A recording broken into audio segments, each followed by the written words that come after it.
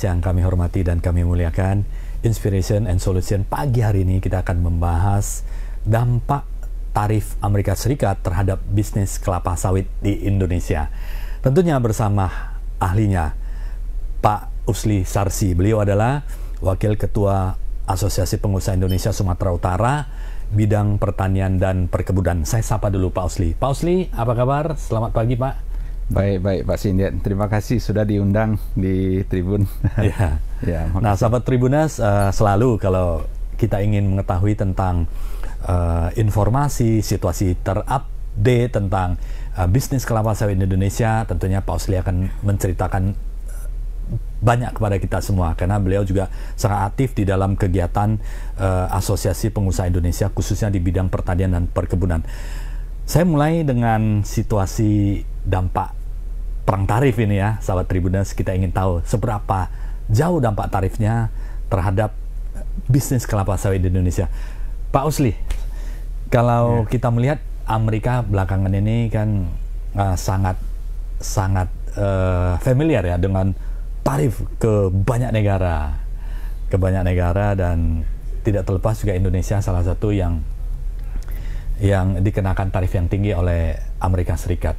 Nah, kalau kita cerita tentang keadaan bisnis kelapa sawit di Indonesia, apakah itu pabrik kelapa sawit, perkebunan, industri dan perkebunan, sejauh mana dampaknya terhadap bisnis di Indonesia ini, Pak Usli? Ya, terima kasih Pak Sindiat. Ya, selamat pagi semua kepada Tribunas. Mungkin pagi ini saya ingin sedikit memberikan sharing kepada kita semua bahwa perang tarif ini yang diterapkan Amerika ini adalah satu strategi, menurut kita ini adalah strategi bagaimana meningkatkan bargaining power-nya ya, mungkin kepada negara-negara yang karena konsumsi daripada Amerika itu middle class-nya banyak ya, beda dengan kita, jumlah penduduknya memang beda 50 juta, mereka 330 juta, kita 280 juta populasinya ya.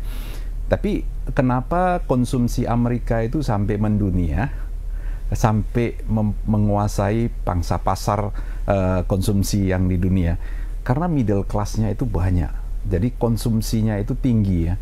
Kalau kita sini middle class-nya ada 5-10%, mereka bisa sampai 7-80%. Jadi middle class mereka itu sangat-sangat banyak.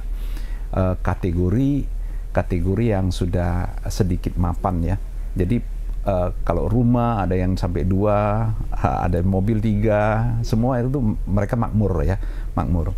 Jadi karena proses ini sudah berapa dekade, mereka sudah memiliki kebiasaan atau habit yang konsumtif. Inilah yang menjadi negara sekelas Amerika ini defisit. Ekspornya kenapa menurun? Karena manufaktur itu berpindah semua. Kalau namanya makin sejahtera, pekerjaan-pekerjaan yang kan sudah tidak terlalu banyak. Orang yang mau kerja secara buruh gitu ya. Kalau upah minimum di sana itu tinggi sekali. Jadi kalau di negara Amerika ini, yang investor yang ada di Amerika itu semua berpindah satu persatu, termasuk investor domestik mereka.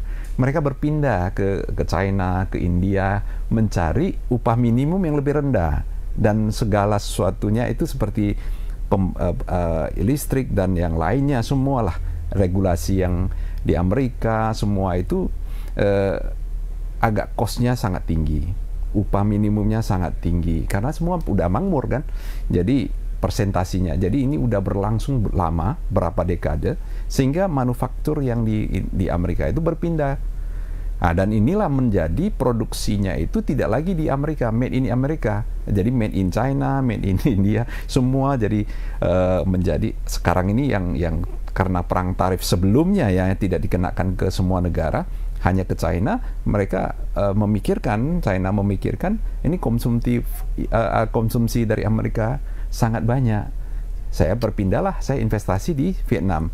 Beberapa negara juga investasi di Vietnam. Makanya Vietnam ekspor ke Amerika itu 90% itu Vietnam itu menang gitu kan. Jadi defisit dari Amerika inilah yang membuat Donald Trump begitu naik menjadi presiden, dia mau, karena hutang bertambah terus ya Amerika ya.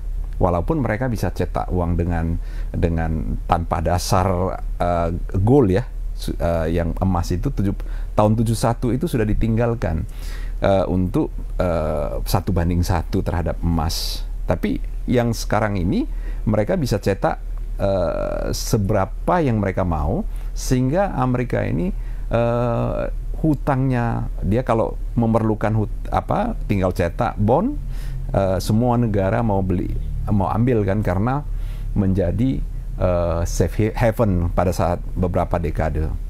Tapi saat sekarang ini sudah berbeda, dan Donald Trump sebagai presiden itu memahami ini. Jadi dia yang paling penting adalah bagaimana cut cost, semua tidak boleh lagi boros, tutup. Yang Elon Musk yang melakukan itu, yang di demo besar-besaran. Kemudian juga Donald Trump melihat yang defisit ini, tapi kalkulasinya sebenarnya banyak, seperti Menteri Keuangan kita mengatakan ini di luar daripada free trade world, untuk free trade ya, yang seperti WTO ya. Jadi hal yang ini WTO itu sudah tidak dipakai lagi oleh Donald Trump. Sistem finansialnya juga sudah di luar daripada yang biasa. Jadi dia itu adalah menaikkan bargaining power, diterapkan ke semua negara. Semua menjadi sadar bahwa Amerika ini sebenarnya konsumsi yang paling banyak membeli produk-produk dari seluruh negara. Kemudian dia mau bargaining kepada negara. Kalau dia serius terapkan dan menerapkan seterusnya, ini kan pause ya, 3 bulan, 90 hari. Ini dia udah sadar, nggak mungkin diterapkan, karena yang paling merasakan penderitaan itulah rakyat Amerika sendiri. Jadi Presiden Amerika menurut kita ya tidak akan serius untuk jalankan ini. Tapi untuk menaikkan strateginya kan, menaikkan bargaining power kepada negara-negara. Kalian jangan menerapkan biaya masuk, kemudian apa yang seperti Indonesia dikatakan kalian jangan pakai QRIS, harus Visa Card, Mastercard yang seperti kita biasa pakai. Itu tujuannya adalah menaikkan income buat Amerika.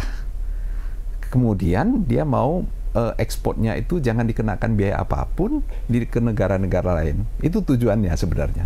Jadi kalau saya bilang ini kita menurut pandangan kita itu, hal ini hanya bersifat sementara dan tidak akan long term ya. Ini sementara.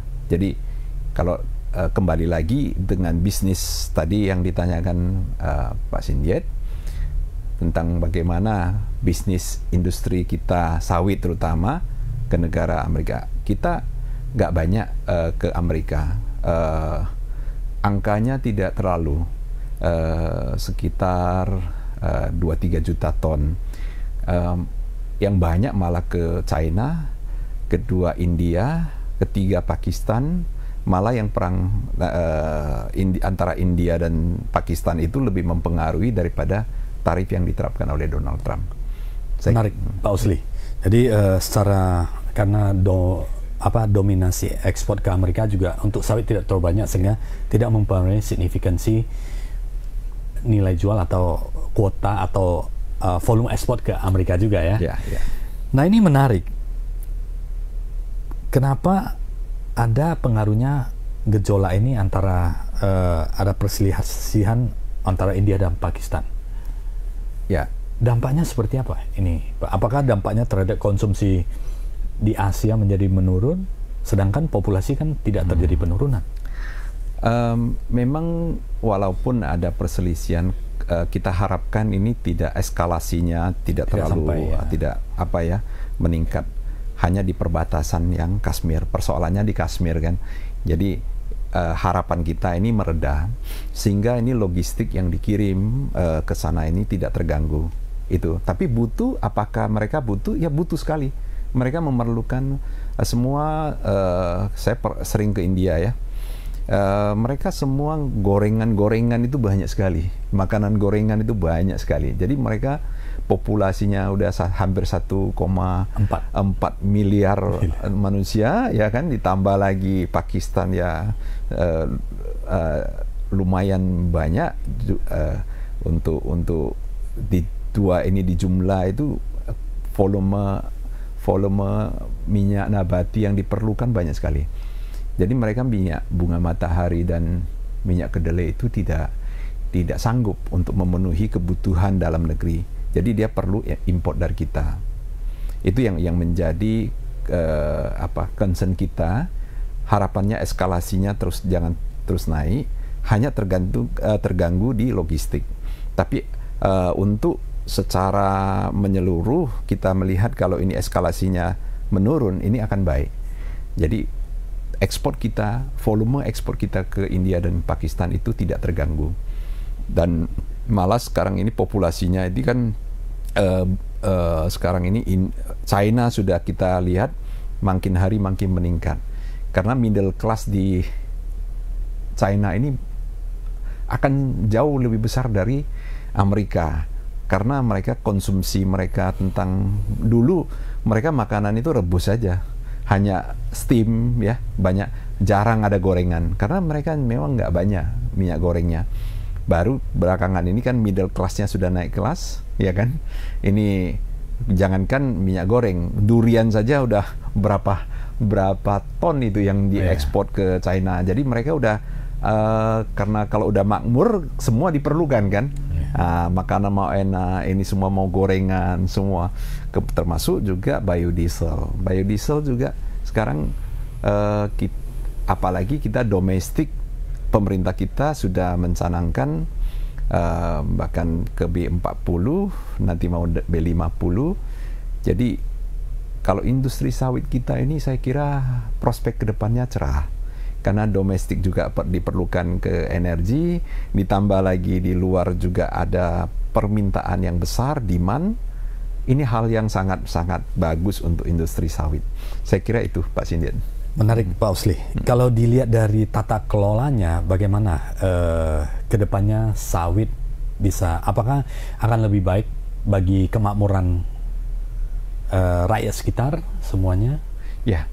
Ini pertanyaan yang penting ya Pak Sindian, karena kita di industri sawit ini, saya di sini sharing dengan Tribuners, hal yang sangat penting buat kita adalah industri sawit kita ini harus benar-benar efisien, harus benar-benar membawa dampak manfaat bagi bukan hanya masyarakat sekitar yang tadi Pak Sindian sampaikan, tapi seperti visi misi dari Mahkota Group kita adalah bagaimana 3P ya, saya sering bilang 3P, tapi P yang pertama itu adalah planet, bukan kedua.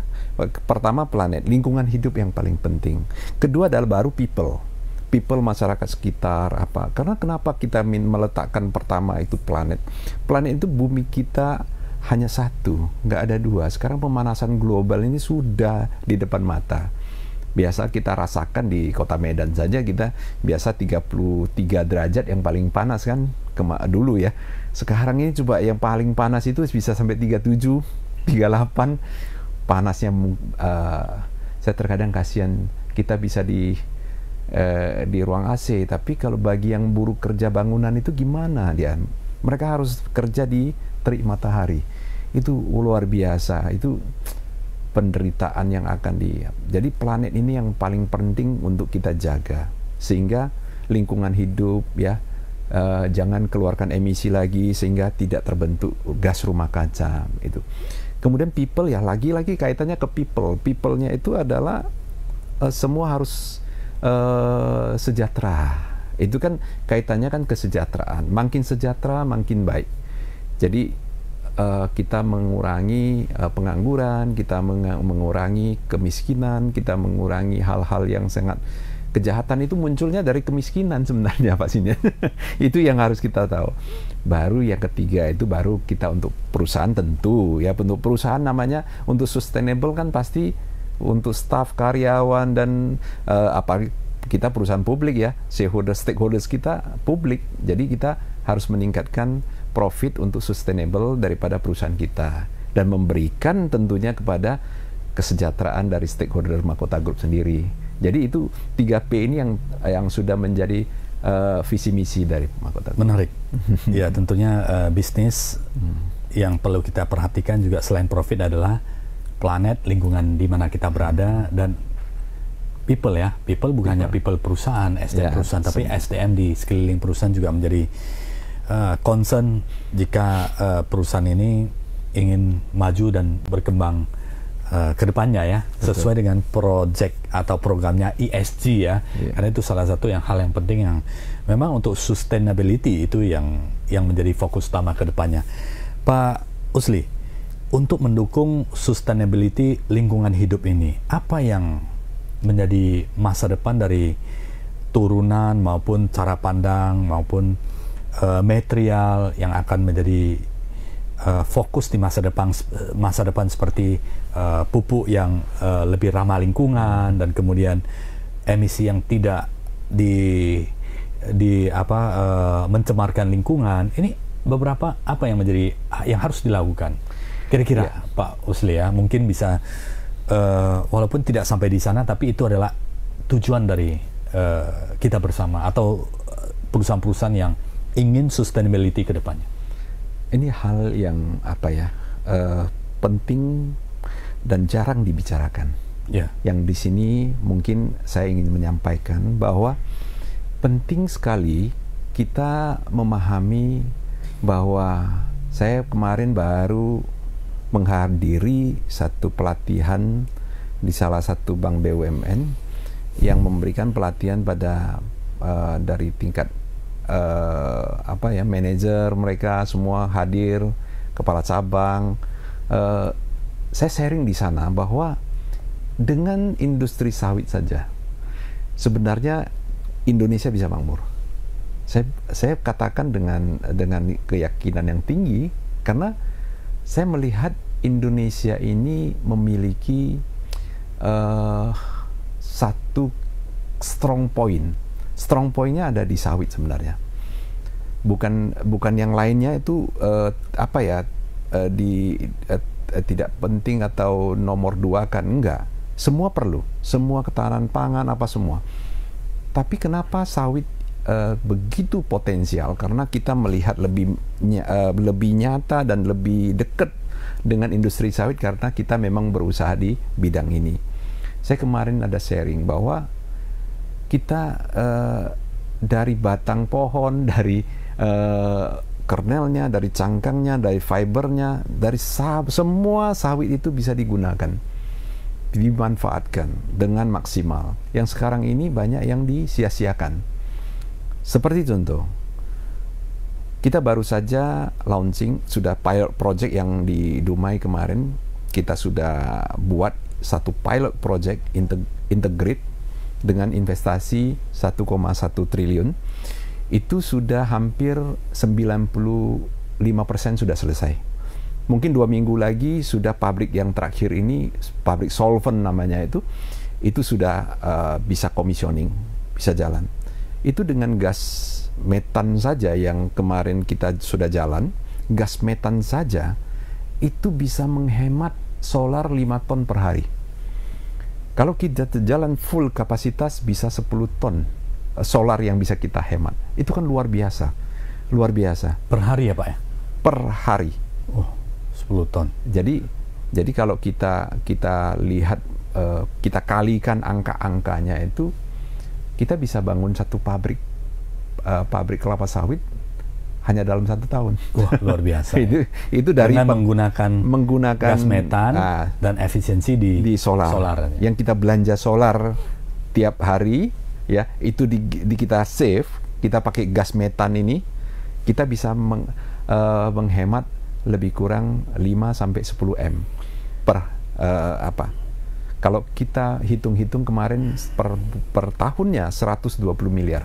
Dan itu biaya investasi Pak untuk dapat memaksimalkan atau menggunakan metan ini menjadi energi, dibutuhkan mesin, fasilitas, dan infrastruktur apa saja Pak? Perlu investasi memang, perlu investasi sekitar 35 miliar untuk proyek ini. Tapi kalau kita hitung, itu kan hitungan bulan itu. Hitungan bulan kita sudah bisa mendapatkan total return of investment-nya sudah return. Katakanlah 1 tahun atau 2 tahun, karena kita nggak jalan full kapasitas setiap hari kan, itu juga sudah satu angka yang luar biasa gitu. Jadi kalau kita kemarin hitung-hitung angka-angkanya luar biasa. Kita hitung itu 100 sampai 120 miliar per tahunnya. Itu baru solar, penghematan solar. Kalau solvent ini jalan hampir sama juga. Oke, sebentar Pak, ini menarik. Cara kerjanya bagaimana Pak ya? Pengubah gas menjadi gas metan yang bermanfaat, apakah ada persyaratan khusus, misalnya minimal ada satu pabrik yang kapasitas berapa, atau ada persyaratan lainnya sehingga bisa memanfaatkan gas metan ini menjadi energi? Memang gas metan itu ada minimumnya ya. Minimumnya itu kalau kita paling ideal itu 45 ton per jam. Jadi kalau yang kecil-kecil tanggung dia. Tanggung ya? Satu pabrik udah bisa? Satu pabrik udah bisa. Menarik. Jadi dari limbahnya, simple aja Pak Sindiat. Gas metan itu adalah proses fermentasi atau bakteri yang bekerja sehingga gas yang ditimbulkan itu menjadi tadinya ke atmosfer menjadi gas rumah kaca. Sekarang ini kita tangkap menggunakan, ada yang sistem cover lagun, ada yang pakai tangki, sehingga nanti hasilnya daripada kerja bakteri gas metan tadi bisa kita pakai untuk bahan bakar. Nah, itu simple, sederhananya lah begitulah. Kalau yang pabrik solvent adalah ekstraksi. Seperti kita memakai alkohol mencuci, karena di fiber itu masih ada lemaknya. Jadi kalau minyaknya itu bisa pakai heksan ini bisa dicuci, sehingga minyak yang tadinya lengket di fiber gak bisa kita ambil, itu bisa kita ambil. Nah, itu juga hitungan luar biasa itu angka-angkanya kalau kita hitung. Jadi bukan hanya di angka-angka yang saya sebutkan, tapi dengan angka itu kita kan tidak perlu lagi ekspansi menggunakan ya katakanlah hutang ya. Hutang dari profit itu sudah bisa berkembang. Kita bisa berkembang dengan nyaman, bahwa dari hasil penghematan itu kita sudah bisa bangun lagi pengembangan, apakah itu pabrik kompos, itu kan kita udah sekarang itu pabrik kompos sudah jalan juga. Kemudian kalau di pilot project kita yang saya sebut tadi itu ada namanya pembuatan charcoal, arang karbon aktif. Itu dalam bentuk pellet? Sekarang ini dia press dalam bentuk sudah ada. Dia berjenis-jenis ya. Sekarang ini ada yang dalam bentuk pellet, ada yang dalam bentuk bak yang bisa kita langsung bakar di boiler, bisa juga. Cuman manfaat dari karbon aktif itu sebenarnya kalau dibakar sayang. Dia mirip batu bara jadinya kan, batu bara itu kan dibakar. Tapi kalau kita nggak membakar, kita gunakan dicampurkan dengan kompos, itu luar biasa manfaatnya. Bisa memberikan, sebagai contoh gini Pak Sindiat. Kita lingkungan hidup kan, kita mau menanam pohon, katanya kan semua orang menanam pohon supaya apa? Kita menjadi paru-paru dunia. Yang sekarang diributkan oleh semua pihak termasuk pemerintah adalah semua lahan harus dikembalikan menjadi hutan, ya kan? Sebenarnya di hutan ini, hutan lindung katanya kan, lahan hutan lindung jangan diganggu, jangan yang. Tapi kan ini sudah terjadi, sudah dari kemarin sudah terjadi, orang nanam sawit. Sebenarnya ada solusi yang paling efektif, cepat, dan sangat-sangat bermanfaat, yang instan bisa kita kontribusi kepada lingkungan hidup. Apa itu? Yaitu charcoal. Charcoal ini sebenarnya sudah dianalisa oleh ilmuwan-ilmuwan. Kalau kita buka ChatGPT itu langsung ditanya, langsung dia kasih jawaban. Kenapa? Itu ada hitung-hitungannya. Kalau kita bilang tanam pohon, kita mau tanam pohon sampai dia satu pohon dewasa yang menghasilkan oksigen, kemudian menyerap CO2, itu kan puluhan tahun gitu. menggunakan cara menanam gini puluhan tahun. Kalau ini instan, kenapa saya sebut instan? Sangat-sangat cepat dan efisien. Kalau saya bilang ChatGPT itu kalau kita tanya 1 hektar kita menerapkan charcoal ini, karbon aktif ini kita taruh di 1 hektar itu 20 ton. Kemarin saya hitung-hitung karena kita 2000 hektar di Sumsel itu, saya hitung-hitung kalau saya mau hitung 2000 hektar itu saya kasih 20 ton semua. Saya hitung ChatGPT, saya suruh hitung, keluar angka yang sangat mengagetkan saya. Katanya itu setara dengan menyerap karbon CO2 setara dengan pohon dewasa ya. Pohon dewasa itu setara dengan 1,7 juta pohon. Bayangkan 1,7 juta pohon. Nggak percaya, tanya ChatGPT. 20 ton kita taruh di lahan kita, itu dia menyerap. Kenapa dia bisa menyerap? Kalau kita sakit perut ya, ini kan contoh kecil. Contoh kecil daripada gas metan tadi. Kalau gas metan, maaf, itu ya gas kita yang dihasilkan bakteri dalam perut lah.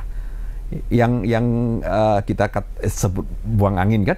Ini kan sebenarnya gas metan yang dikerja bakteri. Dan kenapa itu kan CO2 juga. Kenapa kita waktu sakit perut dan gas metan itu banyak di dalam perut kita, racun ada, diminta kita makan norit. Norit itu adalah charcoal itu, karbon aktif. Norit itu isinya charcoal. Masukkan, serap racun, serap gas metan, sehingga yang di perut kita ini tidak terjadi hal yang nggak baik kan. Racun bisa diserap, gas metan yang dia bisa serap. Karena rongga-rongganya itu kayak sistem pirolisis. Sistem pirolisis itu adalah dia jadi arang tapi gak kena api. Itu teknik yang lebih dalam lah, spesial.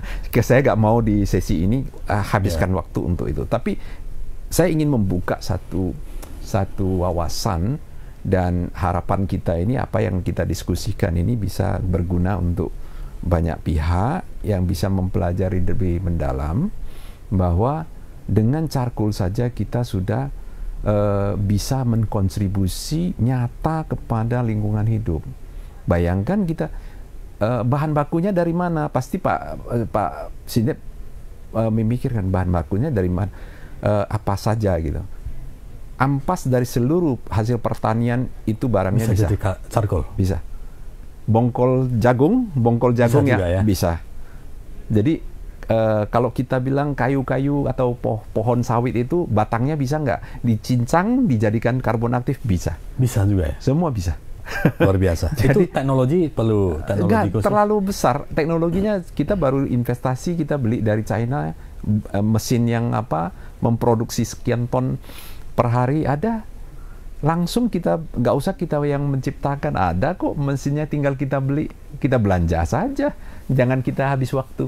Karena mereka udah try and error. Yang utama adalah bagaimana ada tujuan dulu yang lebih baik untuk industri ini ya Pak Usli. Betul. Pak Usli, kalau kita melihat bahwa semakin kedepannya kan semakin banyak pabrik, semakin luas kebun, artinya persaingan di dalam industri sawit ini juga semakin meningkat ya. Betul.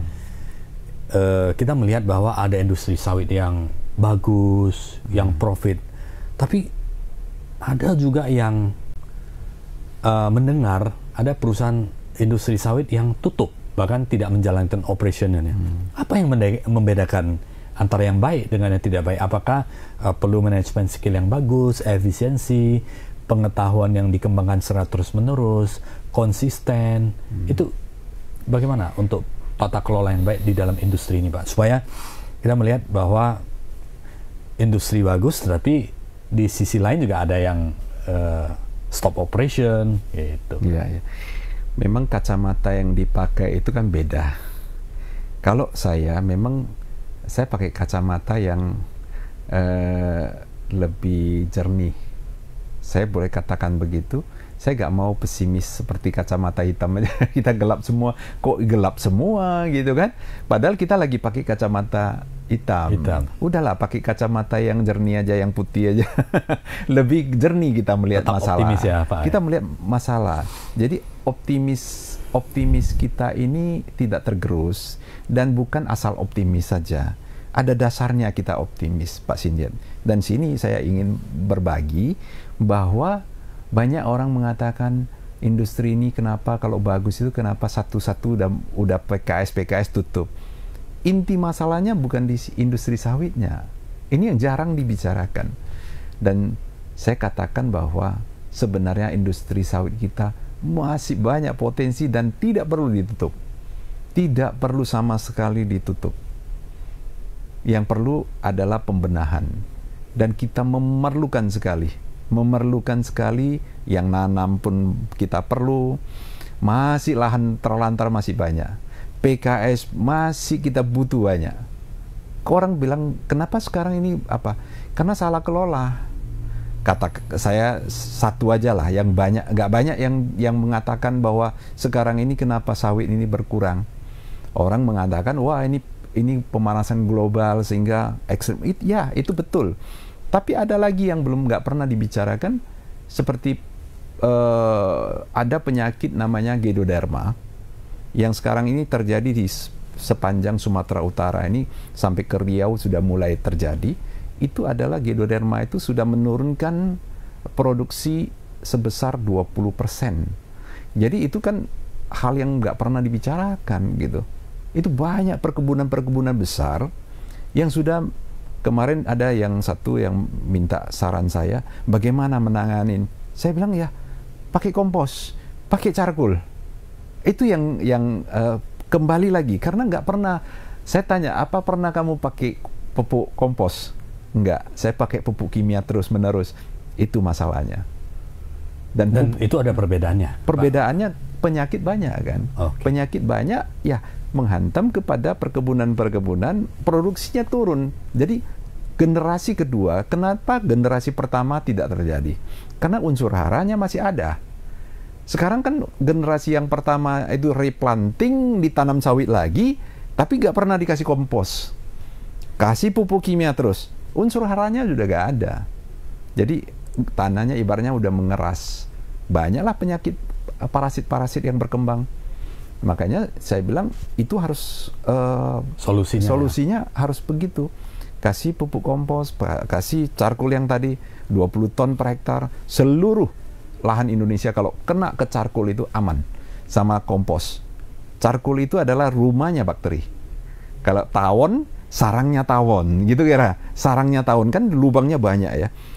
Kalau penampangnya itu dihitung satu kecil gini, 1 inci kali 1 inci, itu seperti satu lapangan sepak bola loh. Lapangan penampangnya. Kalau itu lebih dalam lagi, karena saya ikutin terus, saya ingin mengetahui lebih dalam lagi, karena itu teknis sekali. Kenapa itu bisa menyerap karbon, bisa menyerap air, menahan air, embun saja bisa diambil. Ada agak lembab sedikit dia udah ambil menjadi stok air yang ada di akar sawit. Jadi kalau pemanasan global di sini ada simpen stok air, aman nggak? Aman. Jadi solusinya ada, cuman orang nggak mau ke arah sana, masih konvensional, lalu tidak mau open minded, wawasan tidak mau dibuka, dan banyak pihak yang merasa ini sudah gak ada loh solusi, ini sudah harus ditutup, ini udah harus sudah terlalu banyak pabrik. Itu salah total kalau saya bilang, salah total statement itu. Kalau kita perbaiki, kemudian yang nanam juga banyak, kemudian penyerapan domestik biodiesel bisa digunakan, kita sejahtera semua. Menarik, Pak Usli. Dan kebutuhan akan kualitas sabun yang berkualitas tinggi juga semakin meningkat ya, Pak Usli. Dimana semakin banyak kebutuhan dari minyak inti kelapa sawit yang untuk membuat sabun yang bagus untuk kesehatan kulit manusia.